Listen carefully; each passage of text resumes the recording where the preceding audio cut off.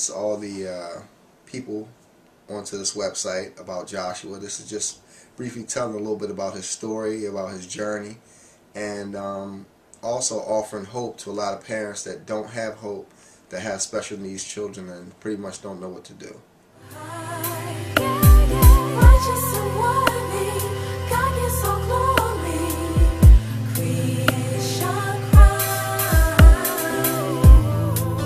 Joshua had a very rough beginning. When he was born, actually when my wife was pregnant, she had a few, actually a little bit more ultrasounds than normal, and they told us that something was wrong, but we weren't sure. And actually when he was born, he wasn't breathing, and the nurses just kind of like hit the panic button in the delivery room, just running crazy, and all of them just, you know, doing different things. And when he came out, he wasn't breathing. So they resuscitated him, and I mean, it was at that point where the room just went in slow motion, and you know, we just held hands and prayed, and I was like, Lord, you know, whatever your will is, you know, if he's going to live or die, he's in your hands. And he just started breathing again, and you know, everything came to. My wife was crying, and you know, but he didn't like eat normally. Like one time in particular, my wife was shaking him to wake him up. He wouldn't wake up. She got something cold and put on his face, and he wouldn't wake up. And we realized it was something wrong. So we called the hospital. They told us to bring him in, and we brought him in. And they ran some tests, and they said, "Well, you guys go home, and we'll, you know, give you a call later or tomorrow, and let you know the results." They called us within 20 minutes and said, "Rush him down the CHOP. His bilirubin level is at a 23. If he gets a 25, it'll be irreversible brain damage." So we rushed him down to CHOP, and they kept him for a month. They did different tests, ultrasound, spinal taps, catheters, and after that, they said, "Well, we want to have a meeting with you and your wife. I think in like 3 days, I'm going to tell you what's wrong with him." And we were like, 3 days? What's, you know, going on? So we sat around the table with like 4 or 5 doctors, and they said that, you know, your son has a disease, a chromosome disease, genetic disorder called 22q deletion 13. Only 200 children in the world have it. We don't have records of 5 years, so we really don't know what to, you know, we really can't tell you what to do. Our advice to you is to put him in an institute. And we were like, no, we're not doing that. We left CHOP. We really didn't know what to do. We prayed, and we just was kind of lost for a couple of days.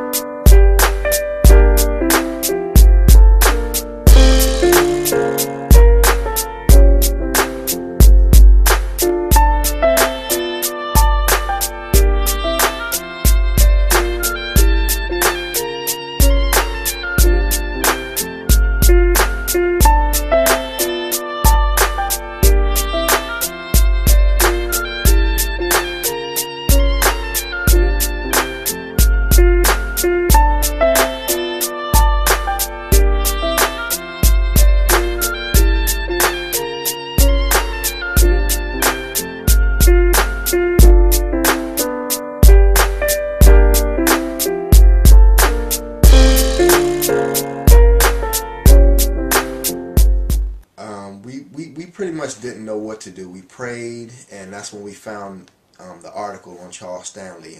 Charles Stanley had an article in his In Touch magazine where this grown man, I think he was 38 years old, he was on a motorcycle accident, and he got paralyzed from the neck down, and his mother went to this place and taught him, rehabilitated him basically. She and 4 other neighbors did this therapy on the man for about 8 years, and he was able to walk away. And we read the article, and it said Pennsylvania. It said Winmore, Pennsylvania. We were like, wow, that's close.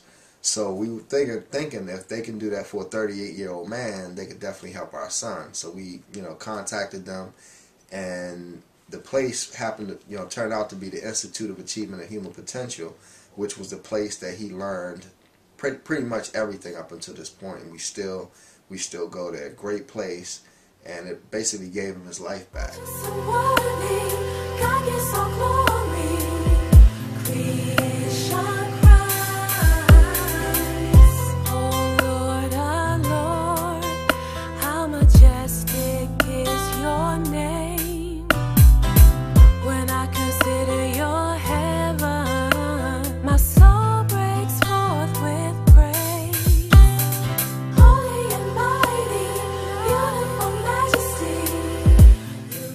Patterning is, well, the brain has 3 levels, the lower, mid, and the upper brain. And his injury happened during the midbrain.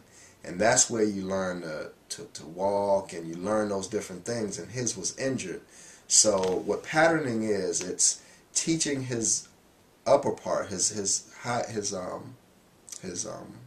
cortex, how to move, how to to walk, how to talk, and different things like that. So we bypass the injury, and it's almost like we're putting or instructing his brain on this is how you do it. So we do it, every day, 3 times a day, 10 minutes, and we have 2 volunteers that come over Monday through Friday. What is man that you are mindful of him?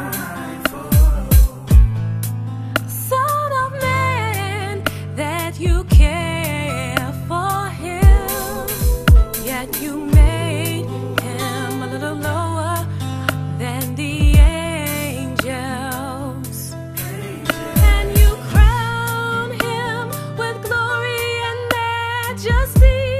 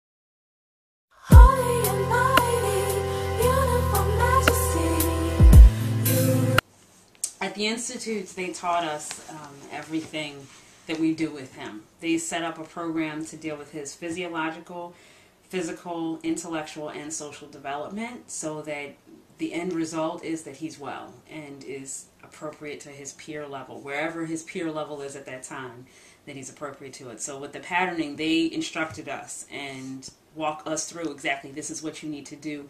Go home and do it, and then come back in 6 months, and we'll see where he is then, reevaluate, and set up a new program for you to go home and do, and come back again. And we had tried using the traditional routes of just having therapists come in, but that was 1 hour a week for each type of therapy, and the results were not going to give us results that we were looking for in this lifetime at that rate.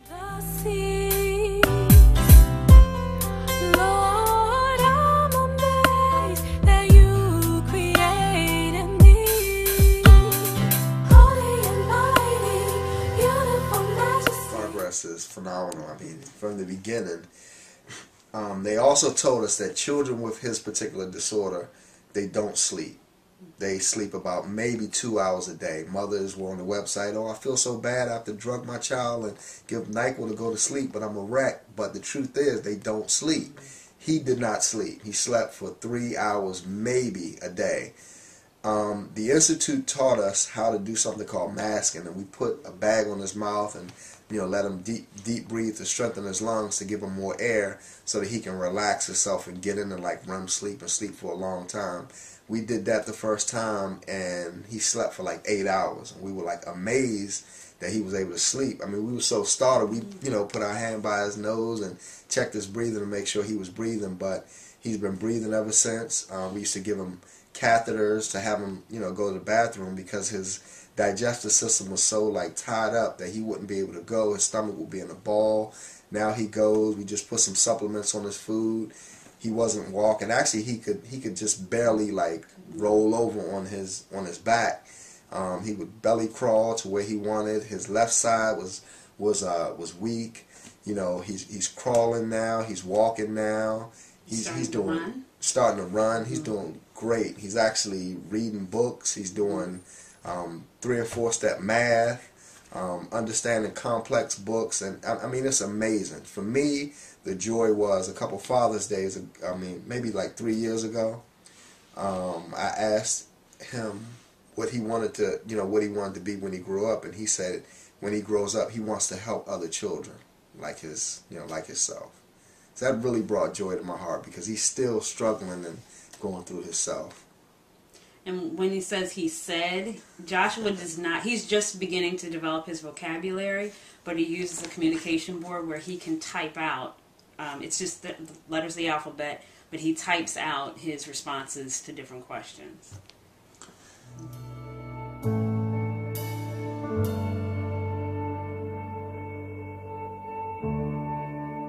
Into your hands I commit again all I am for you, Lord. You hold my world in the palm of your hand, and I am yours forever.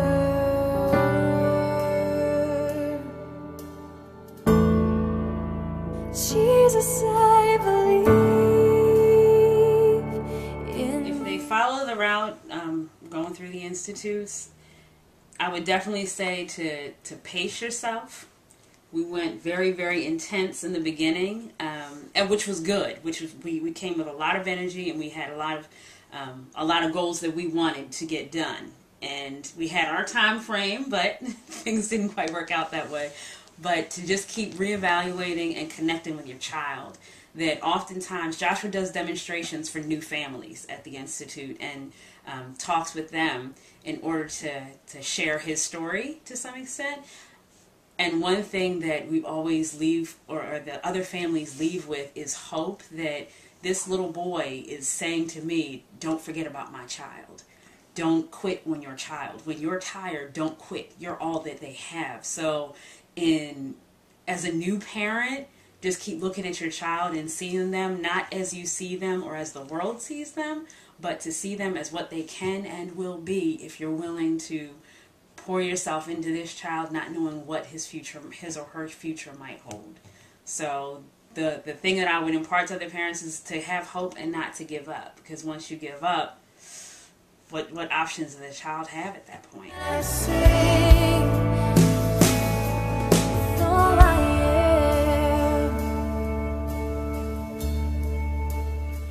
Oh, wow. It's a lot. It's a lot. Now, the Institute's program and the work that they do with families, it's all out of pocket. It's a nonprofit organization, and the services are not covered by insurance. So every 6 months, it's $4,700 for his visit. And on average in a year, with his supplements, we're thankful that he's not on prescription medication as he was his first year. He was on like 8 different things. But his supplements probably cost about $1,200 a year.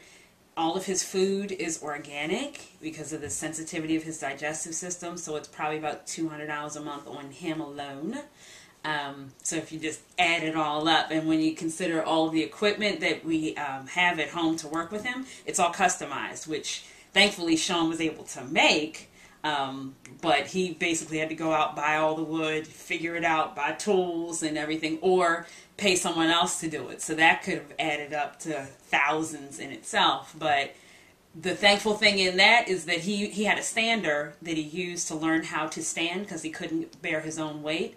But we were able to pass that on to another family whose son could not stand. And we just gave it to them, realizing, yes, we paid for it and Sean made it, but we're done with it, thank the Lord. So help another child along. So as far as cost, it's a lot. I don't like to wrap my mind around what a good $15,000 a year on him.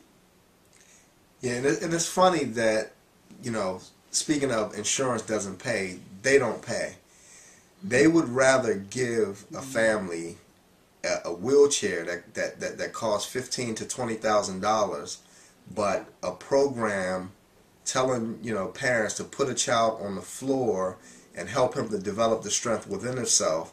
They wouldn't pay $5,000 for him to develop the strength on his own to not need the wheelchair, but they would pay $20,000 for a wheelchair to keep a child bound up, because they teach us that function determines structure, meaning if you're in a wheelchair or you're in a certain position as a child, if you stay in that position, your muscles are gonna adapt to that position. But if you put a child on the floor and you give them goals and you make them stronger and keep pushing them each and every day, eventually they're going to be strong enough to push up and get it there. I mean, it's going to be time, it's going to be money, it's going to be dedication.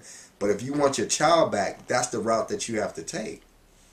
Worship you, I will worship,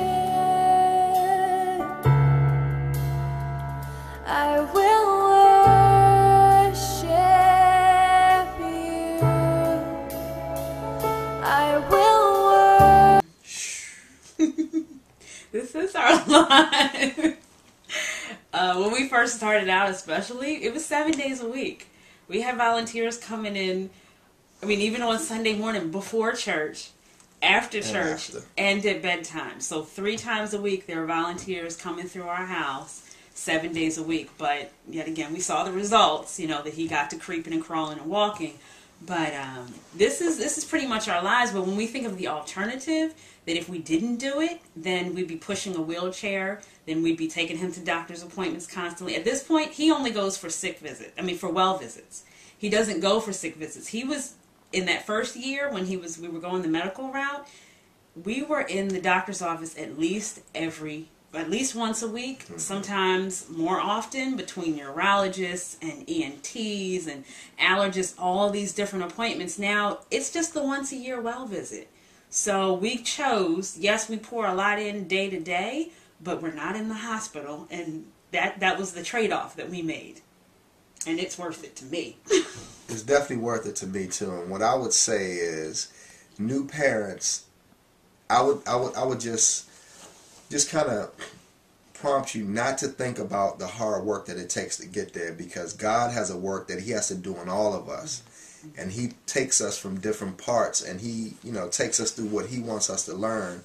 And part of what we had to learn is, when we got him, we were like, oh my God, how could this happen to him? God, why us? And oh my, all these negative thoughts. But now, 6 years after and still in the process, I'm rejoicing because He has made us new people. We're sensitive to people that hurt beyond what we can see. He's a voice. We're His voice, and we have to be able to look at Him and tell He's hot, He's tired, He's thirsty, He's hungry right now. So that gives us the type of compassion to look on a human and have more of a compassion for them, what they're going through, not just what we see. And that makes us better as Christians and just better as an overall family, because He is the most sensitive one in our family. He's the healthiest one in our family. If any of our kids are crying anything, He's the first one to go over and touch them. He's the first one to to look at us and give us this look that they're in trouble when one of his siblings are going through. So we look at it as Lord, why isn't He normal?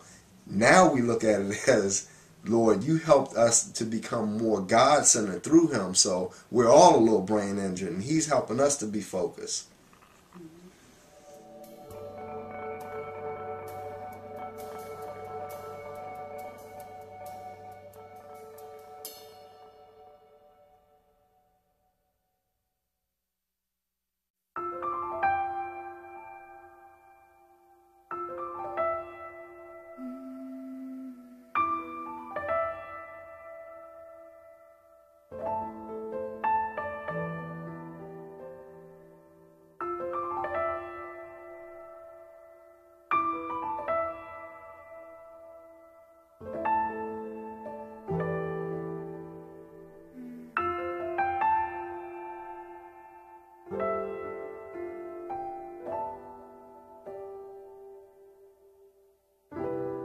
Heaven fall on us here. Send your love, crush all our fears. Overtake us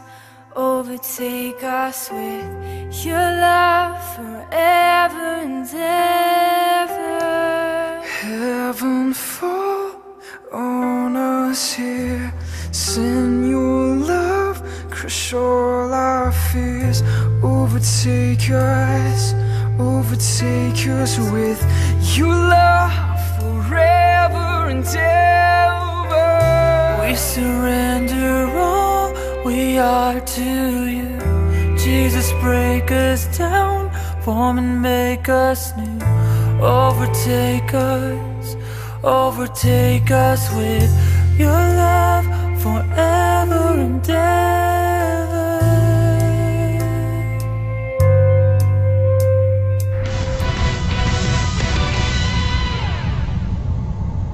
We was just sitting around the other day and was thinking about like some good ideas to go out here and do in the community, regardless of, you know, knowing the needy and the helpful people out here that's really in the community doing certain things. I just really thought it was important for us to come out and you know, do this. This turned out to be a shopping spree for the Sandersons. Mom? Yeah. Why is he coming with us? I'm following you. Why? Because you're cool. A family of 6 who beat out over 150 other families with their letter to Deshaun about their 5-year-old son Joshua, whose brain injury before birth left him with a rare genetic disorder. Years ago when he was a baby, he wouldn't wake up to eat, and my wife was trying to wake him up and he wouldn't. So we took him to the hospital and they told us to rush him to CHOP. He was in CHOP for almost a month. They were doing X-rays. They did a spinal tap. They did all kind of tests. And after those 3 weeks, they told us that he would never walk or talk again. It's a blessing. It's you know, it's bigger than just giving back. You know, it means a lot to me. You know, a lot of people use the term of, you know, giving back, and you know, for myself, I think I surpassed it. It's been beyond just giving back, because you know, it's a statement. You know, it's something I feel comfortable with. It's nothing being forced. So, I mean, you know, it's good to be able to get interaction from these little kids and their parents, and you know, really see a whole family going through a grocery store. Now, one trip around the store on Deshaun Jackson's tab may not seem like a whole lot, but when you're spending thousands of dollars to raise a special needs child, every little bit counts. As you can see, if I go out, it won't be really productive. I'll be signing autographs and saying hello more than I will be shopping. It helps a lot. I mean, it helps us with the budget. $300 a month on food for him. His digestive system issues require a lot. So that is, yeah, that's about $300. So today helped out a lot. These Sour Patches right here, that's where it's at. Having number 10 along for the ride certainly helped these kids trying to satisfy a sweet tooth or two. Chicken and cookies. Okay, that would be a good combination. Well, we did get a chicken. Maybe we'll get some cookies too? Oh, yeah! Cookies! Cookies right here. Just a little bit. See, here's some cookies and some juice boxes in. Yeah. But seriously, all kidding aside, I mean, he's about 5'10" in height, but to us, heart-wise, he's about 7 foot tall for what he did, and we appreciate that, and we really thank him for it. Marshall Harris, Compton.